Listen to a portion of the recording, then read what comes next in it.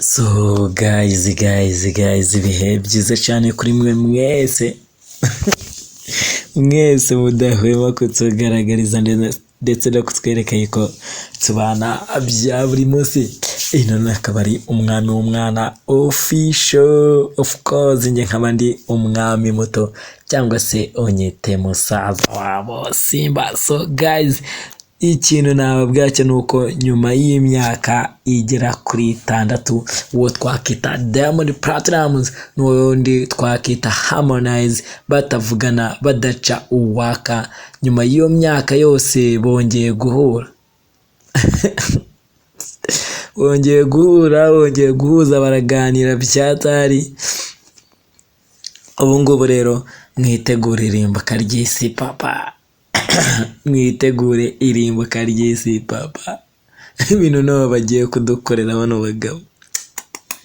So murabizi neza story zabo ukuntu byagenze kugira ngo Harmonize yivumbure avemo, kugeza naho Diamond Platnumz yamuciye amafaranga menshi cyane bigera naho Harmonize asigara nta kintu na kimwe asigaranye, so kugeza naho Harmonize kugira ngo yongere yiyubake, yongere atangire ubuzima, yafashijwe n'uwahoze ari perezida wa kiriya gihugu cya Tanzania John Pombe Magufuli witabye Imana.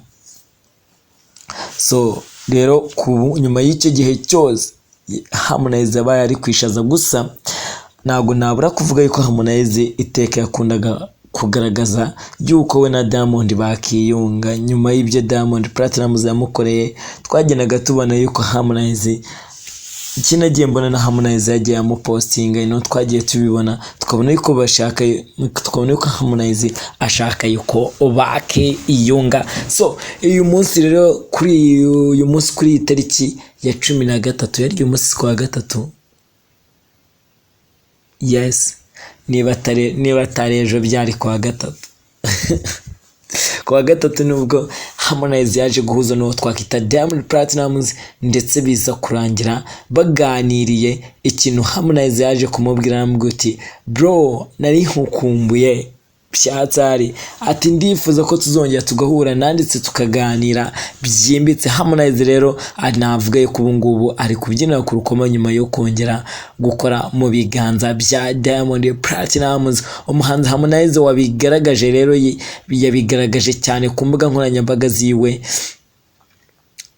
yagaragaje ko yishimiye cyane kongera guhuza cyangwa se kongera guhura na Diamond Platnumz wahoze ari umukoresha we cyangwa se wahoze ari boss we, nyuma y'imyaka igera kuri 6 yose yashize batongera kuvuga rumwe. Mu butumwa bwuje ibyishimo y'umuhanzi yanyujije ku mbuga nkoranyambaga ze, Harmonize yavuze yuko byari iby'agaciro kongera guhuza na Diamond Platnumz wamubereye ikiraro cyatumye aba ikimenya bose mu muziki wa Afurika. Ni ukuvuga ngo uyu nguyu umuntu witwa Harmonize iyo hataza kubaho Diamond Platnumz nawe ubwe nagazi niba yari kuba ari Harmonize ari ubu ngubu, kuba ari Harmonize tuzi, kuba ari Harmonize ufite izina rikomeye cyane ahangaha muri Afurika, ni ukubera Diamond Platnumz. Rero niyo mpamvu yavuze ati njyewe rwose ni iby'agaciro kandi agaciro gakomeye cyane. Harmonize rero yagize ati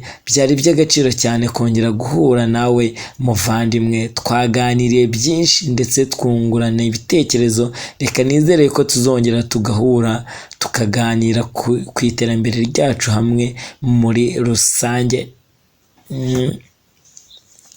Ibingibi nibyo Harmonize yabivuzeho. Abo bombi rero bongeye guhura mu ijoro ryo kuri uyu wa gatatu nyuma y'imyaka igera kuri 6 batavuga rumwe, ubwo bose bari batumiwe mu birori bikomeye cyane byateguwe na Perezida Samia Suluhu, ni perezida wo muri kiriya gihugu cya Tanzania, niwe wabatumiye. Ntago nabura kuvuga yuko ari we wanabahuje,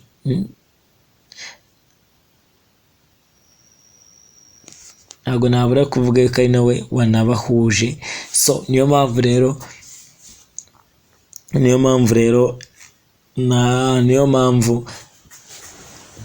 bongeye ubwabo guhura. Abo bombi rero bongeye guhura muri iryo joro ubwo perezida wabo yari yabahuje. Icyakora n'ubwo abo bombi bajyaga nyine nubwo batajyaga, navuga yuko nubwo batajyaga bapfa guhura cyane, ariko ntabwo bajyaga bakunda guhura ngo baganire kuva batandukana. Ariko Harmonize we mu bihe bigiye bitandukanye yagiye agaragaza ko afite ubushake bwo kwiyunga na Diamond Platnumz. Batandukanye ari intambara cyangwa se ari bitari byoroshye. Harmonize we yagiye akunda kugenda bigaragaza, ubona yuko akeneye kongera guhura nawe. Nagiye mbibona kenshi, twagiye tubibona ku ma social media yiwe. Ntabwo nabura kuvuga ko nta nkuru, ndetse batandukana mu buryo bubi cyane kubera yuko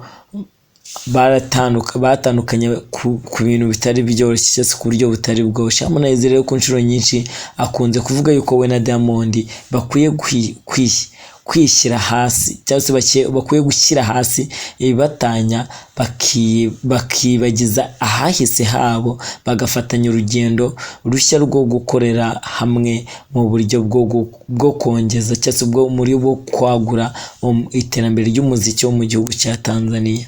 Harmonize niko we abivuga. Yego. So guys, reka mushime